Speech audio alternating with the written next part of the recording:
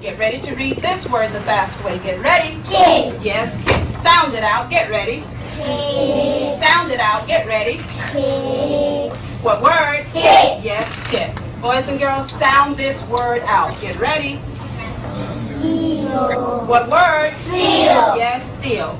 Read these words the fast way. Get ready. Play. Yes, playing. Get ready. Must. Yes, must. Let's read these words the fast way without making a mistake. Get ready. Kite. Yes, kite. Get ready. Kit. Yes, kit. Get ready. Steal. Yes, steal. Get ready. Plane. Yes, plane. Get ready. Must. Yes, must. Open your book up to lesson 60 on page 153. Mission accomplished.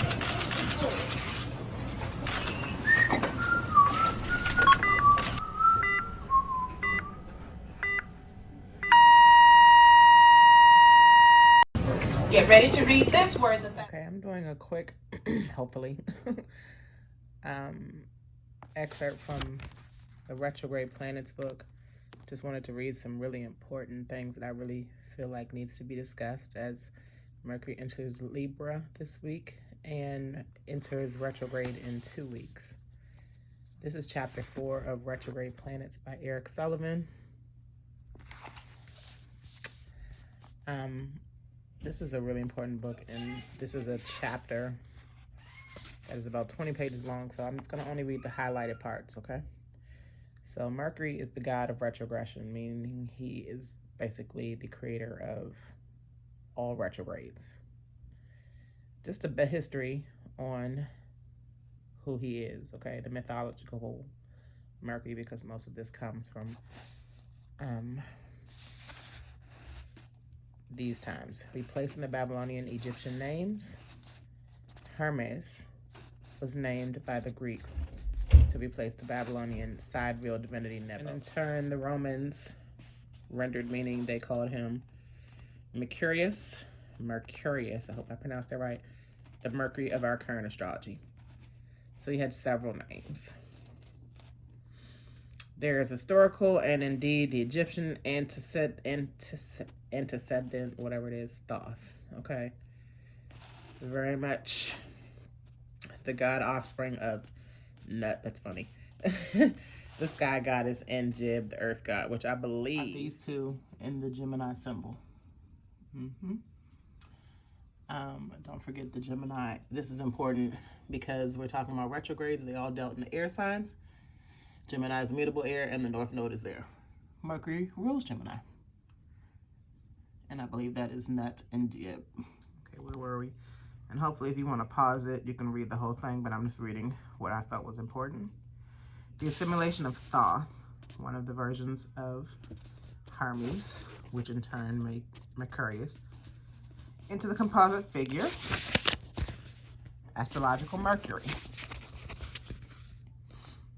The ruler of magical transformation, god of transition, and transmitter of information. The astrological Mercury embodies all the symbolism collected over time and is one of the most complex archetypes of the astrological pantheon. Keep that in mind as we read.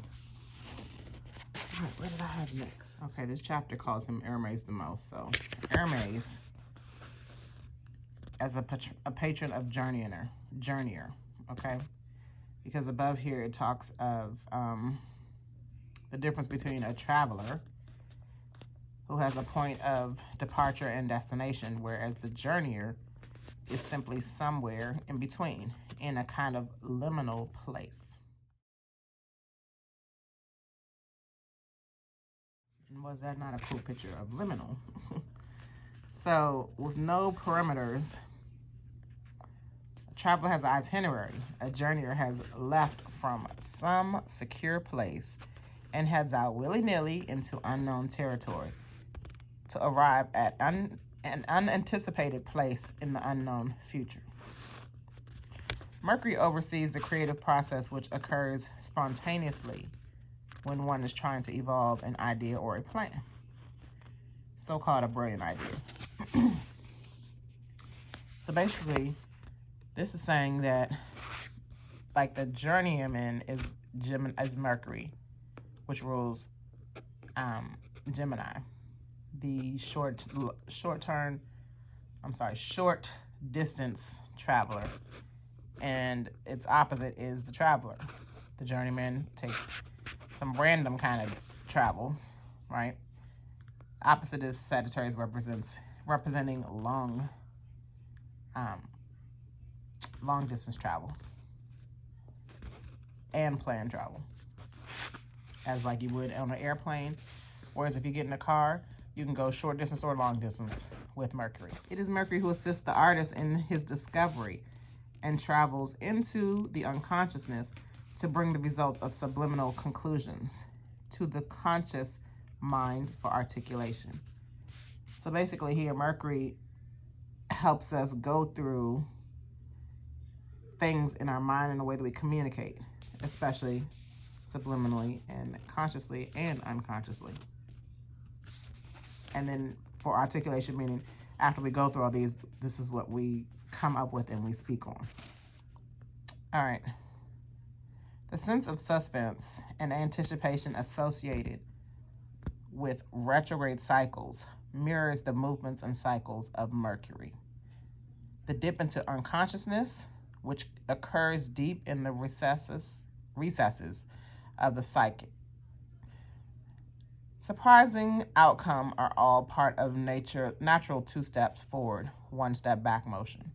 So basically, all retrogrades come from Mercury because Mercury occurs so many times a year that it's showing you how retrogrades happen. And it breaks it down on other pages too, but this one is showing you that retrograde is basically what some might call 2 steps forward and 1 step back. Meaning what you think you are accomplishing might set you back before you accomplish it. You know, it might set you back and you figure out something else to accomplish it in a better way. Mercury is underestimated by traditional astrology. His role as the communicator and the educator is not always exercised by conventional means, as we shall see. Mercury in bringing up the contents of unconscious and surprising times, not only in retrograde cycles, but natural cycles of change, hence his association with the trickster figure.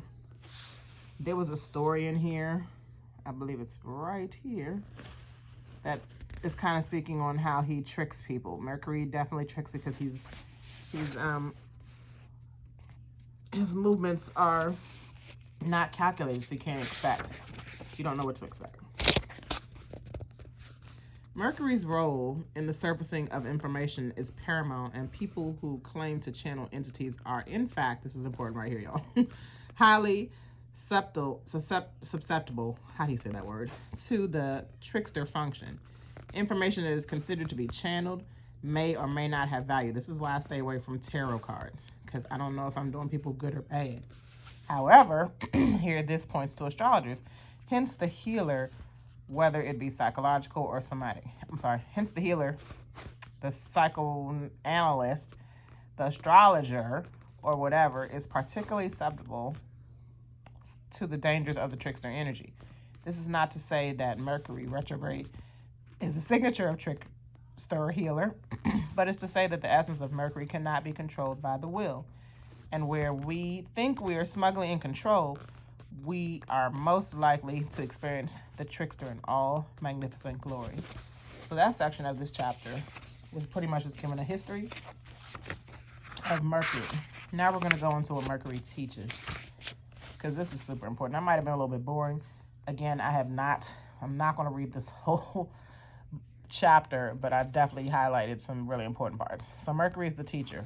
Hence, Gemini is the first sign that is ruled by Mercury, and it's the first time we go to school, the first knowledge we learn and all that. That's why Mercury is representing the teacher. Awareness is defined as state in which self is undifferentiated from the environment. There is no separation between the observer and the observed. The difficulty inherent in Mercury retrograde and within all retrograde cycles lies not in the nature of retrogression, but in our unwillingness to accept it as a teaching device, okay? Because retrogrades have to do, especially Mercury retrogrades, have to do with lesson learning. It is common to blame fate or external circumstances when things go wrong. Normally, we think the conscious mind should be in control, but this is not what retrogression teaches us. When Mercury's in retrograde, then something important is calling for awareness, and that particular something will emerge from the unconsciousness through the agency of Mercury. Like that of all, we discover that life, like art, is discovery, not design.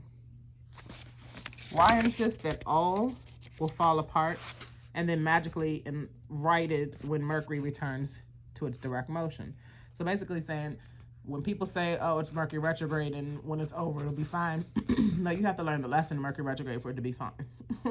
Or else it'll come back in a cycle form. We'll get to the cycles and examples in a minute. Okay, from awareness to attention and back again. Mercurial information is a positive step forward in, I don't know why I didn't finish that, just a positive step forward, let's say that. All right, some of it's coming through from the other page. Mercury acts as an agent for recollection, amnesias. Mercury acts as a civilizing agent, okay? I would think this statement is saying because Mercury is a teacher, so once you recognize the lessons, it'll civilize you. It'll make you more aware. All right. You won't be full of chaos. A natal retrograde planet, which Virgo, I'm sorry, going back and forth, a civilized agent, which is the opposite of Virgo, which is like, it is civilized. The opposite of Virgo is chaos. So sometimes its opposite can be the same. You can be the same as its opposite. So Pisces is the opposite of Virgo. Virgo is also ruled by Mercury. Virgo tries to keep its civilized mannerisms, its organized mannerisms in a chaotic kind of world. And then Mercury is squaring Neptune a lot, which is in Pisces. That's a lot, but let me stick with what I'm talking about. A natal retrograde planet, which is if you have retrograde planets in your,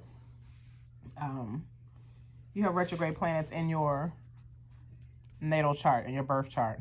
I know that I have Jupiter in retrograde. So your natal retrograde,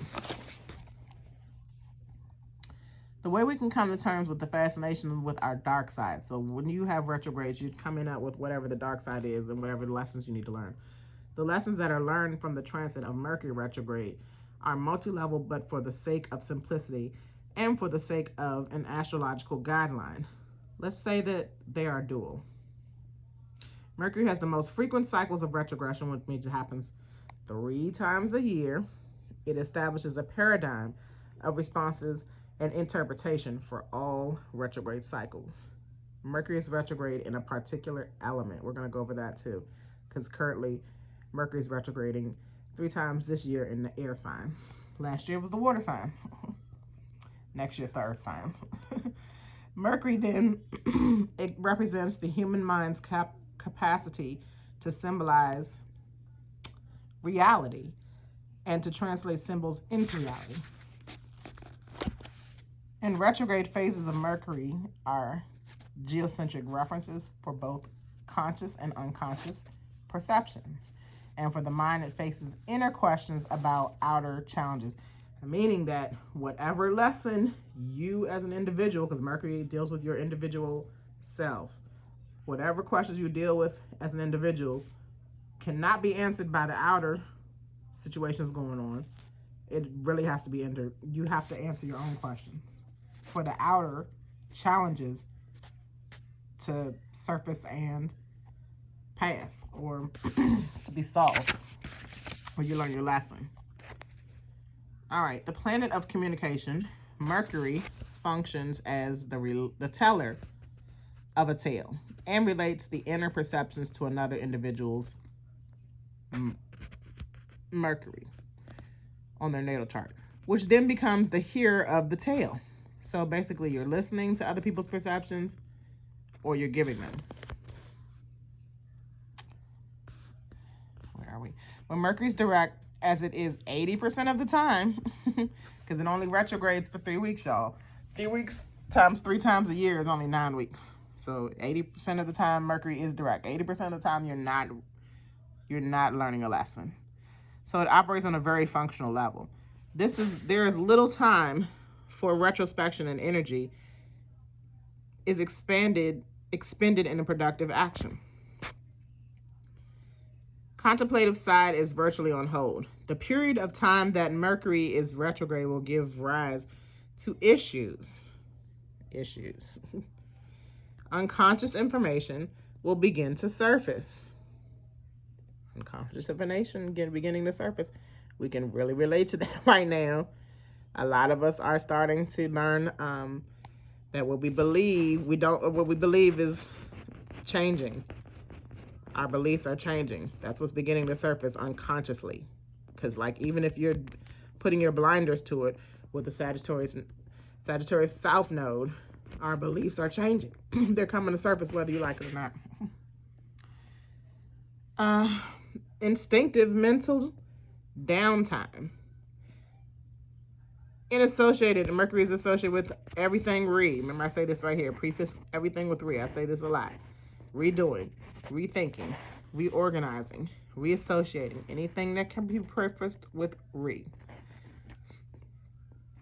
A lateral shift that needs to take place. This has to happen. Conflict and squares have to happen. Retrogrades have to happen for reorganizing, rethinking, and all the things we just said. All right. The personal horoscope is an important factor in the reconnection of the individual with the cosmic rhythm. So basically, your energy has to reconnect with you based on your horoscope or your astrology, your birth chart, and what's going on currently.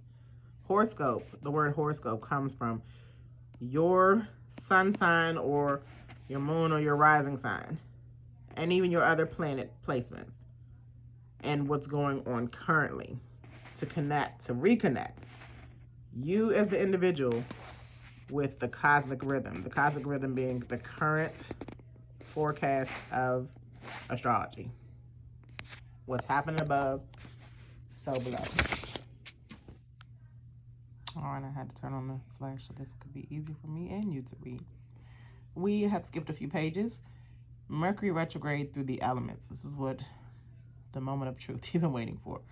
Mercury stations retrograde in each of the signs at an earlier degree each time, meaning sometimes it goes back into another element. Last year it was in Scorpio and went back into Libra a little bit. Getting us prepared for this air ones, the air signs that are in now. It hasn't happened this year though. They've all been in earth signs the entire time because they all didn't end at this earlier degree, gradually dropping back into the previous element. So it travels the 3 signs of each element.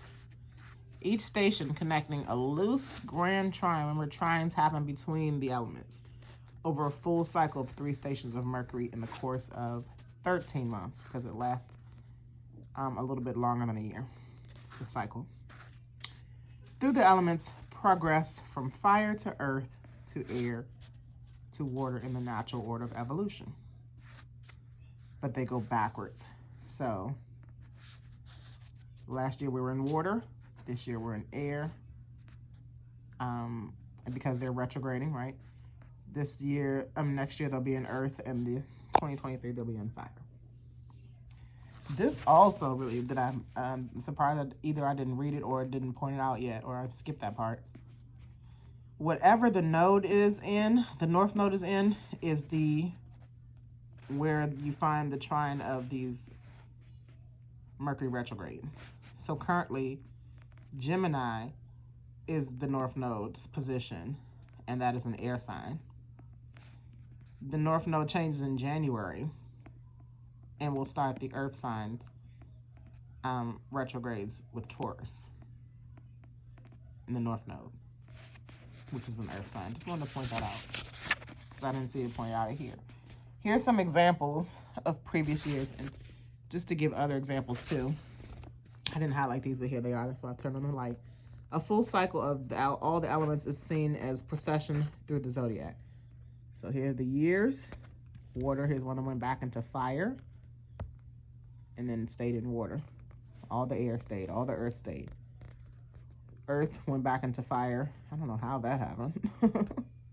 Oh, we had a fire one. That was in 78. That was right around, right after I was born, because I was born right before this 77 when I was born November 15th, 1977.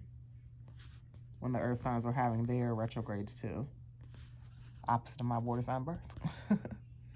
But anyway, notice that Mercury goes retrograde 3 times every 12 months. So here's an example.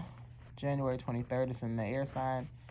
May the 21st in 82, it's the air sign. September 19th, it's the air sign. Then it goes to 83. It's still in the air sign, but it starts moving in the earth air. I'm not sure why. I got to read a little bit more on why. Sometimes it's like this or like this. Because fire and earth aren't close to each other. It normally goes from, actually, I'm sorry. It's going backwards, so yes, they are. Approximately every 6 years, this triangulation cycle returns.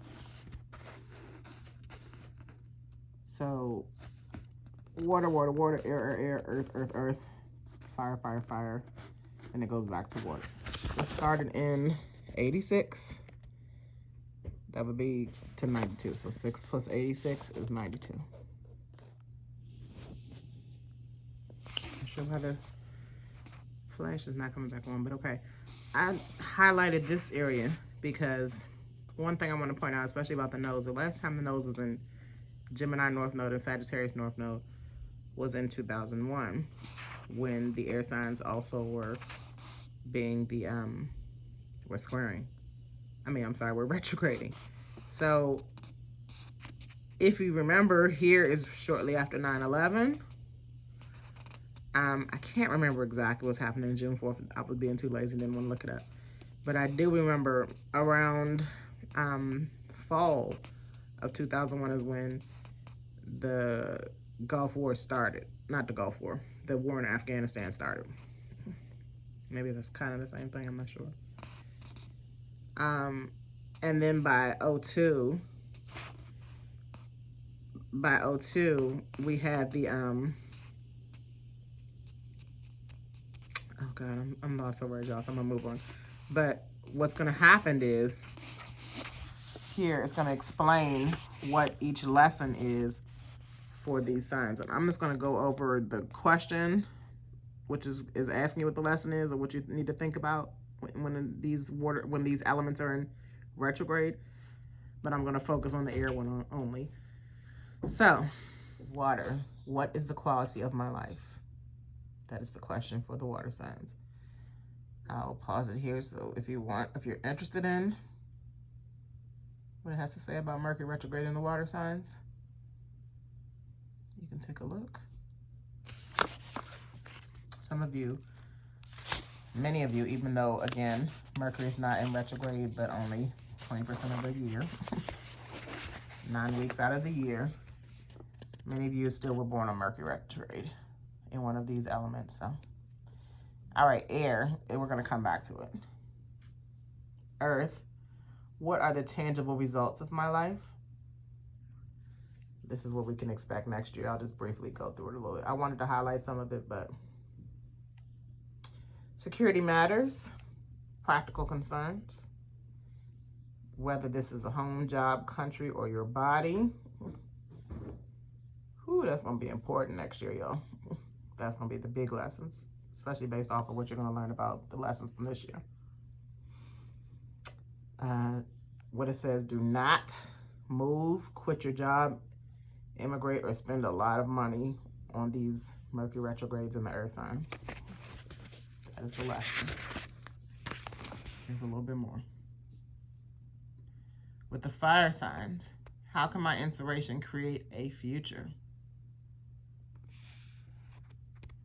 This has a lot to do with the psyche and the soma, your ego too. When Mercury retrogrades in the fire signs. He has a little bit more on that. All right, let's go back. And this is going to wrap up on our lesson on Mercury today. Again, Mercury is moving into Libra this week on Thursday or Tuesday, I believe, one of those days. And then it'll be in retrograde on September 27th. Today is September the 12th, yes, 2021. So we have a little bit over 2 weeks.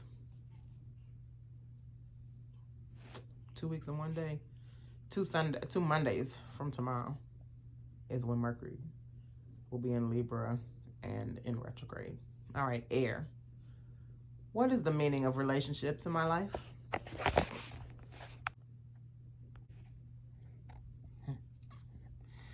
Air, what is the meaning of relationships in my life? Of the most amusing and frustrating cycles, one of the most, the air Mercury retrogrades. The houses in which the air signs. So the houses for the air signs are 3, 7, and 11. Those are the Gemini, Libra, and Aquarius houses. Those lessons in those houses I'll post at the end of this video. Reassessment of priorities will now be focused for the duration of this long-term cycle, this year, this 13-month cycle. The thinking function is associated with air, and the next half year or 2 years allows opportunities to focus on the meaning of relationships in one's life. It gets deeper, y'all. The air trigon retrograde cycle emphasizes the techniques that are habitually employed in managing relationships. Habitually. It's a key word here. Managing is too. This is not a particularly emotional cycle like the water sign was. The water Mercury retrogrades were. Concentrated instead on the patterns in relationships. Especially Libra, because Libra has to deal with relating to people. People pleasing. In turn, saying that it may be that over the last 3 months, relationships have not been very clear. And I know everybody can tap into this one. By airing out old problems and thinking have not, through involvements with friends, family, and other association, unconscious stress is relieved. That is the lesson. Just knowing your patterns in relationships, especially with these people right here. Friends, family, and other associations in an unconscious stress. The minor irritations that arise most often during the air cycle are unkept appointments, lost documents, faulty machinery, broken promises, well-intentioned but misleading information. This is right here, especially for us astrologers. We gotta watch it, and so on. These are the traditional signals to let go and pay attention to a greater message. The message is likely to be about time management and clarity of communication. As Socrates said, the unexamined life is not worth living. So examine every day what you can do better, especially in these relationships. No one is perfect. The worst possible time to buy machinery, as we always hear about, such as cars. I want to buy a Tesla in the next couple of months, and I'm manifesting that, but I definitely am not going to buy it between September 27th and mid-October. Typewriters, computers, telephones, answering machines, or anything that might be regarded as a mechanical extension of one's mind or communication network. However, it is a good time to research what is needed in the way of mechanical devices. Upon Mercury turning direct, one will find what one needs. And before I even said that, before I even read this and highlighted, I knew that my lesson here is if I plan to buy a car, don't do it during Mercury retrograde, but just to research it. So when it goes direct, I will know which one I need. Maybe I don't need the Tesla that I've been looking at for the past 3 months. Maybe something better is going to come.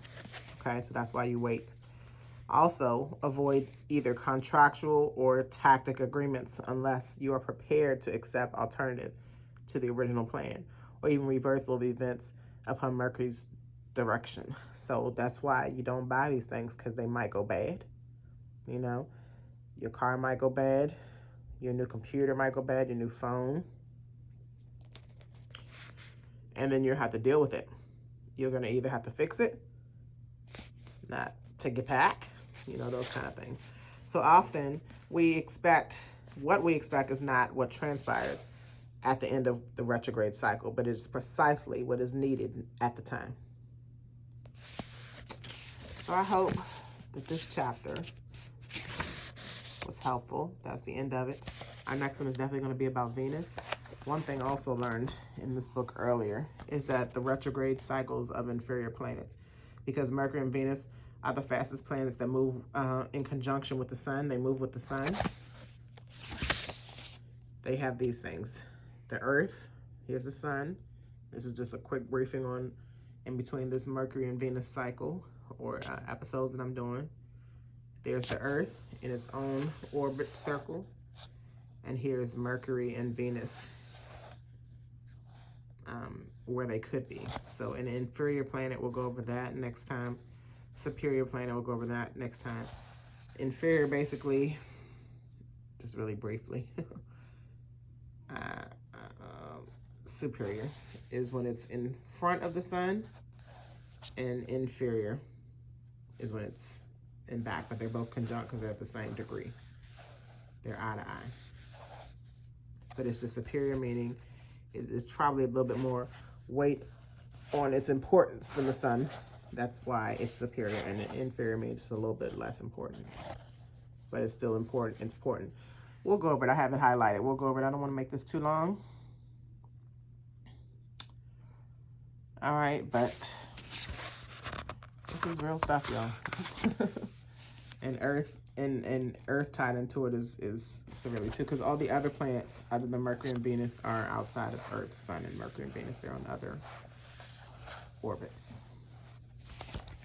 All right, again, this is Get a Life Astrology. We're growing into divine adults and loving ourselves forever, loving yourself forever, loving myself forever. And retrograde is these lessons that me, TMZ, teaching everyone abundantly, empowering many is the key, enlightening every day, is hoping that you take the time to research yourself, okay? There's over 5 planets in retrograde right now. There's sections on those planets too. This doesn't only just talk about Mercury and Venus. Pluto is in retrograde currently until October, so is Saturn, Jupiter, Uranus, Neptune, and then Mercury will be in there shortly. That'll be 6 planets. And then Chiron is in retrograde too, which is an asteroid. Venus will be in retrograde at the end of this year. Mars won't be until next year. But yeah, Mercury and Venus, we're going to definitely talk about that. We'll talk about Venus closer to her retrograde. But since Mercury's about to pop off in 2 weeks and we're in the shadow period, we got lessons to learn, y'all. TMZ out.